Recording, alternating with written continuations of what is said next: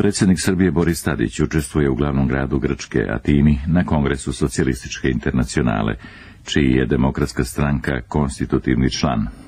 Na Kongresu Socijalističke internacionale, koji se održava na temu Hrabrost da se učini promjena i bavi ključnim pitanjima socijaldemokratskog pokreta, učestvuje u svojstvu gosta i delegacija Socijalističke partije Srbije sa predsjednikom Ivicom Dačićem.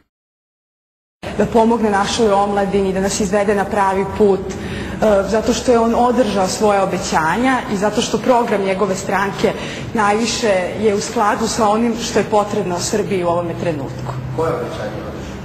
Pa održao je obećanje da...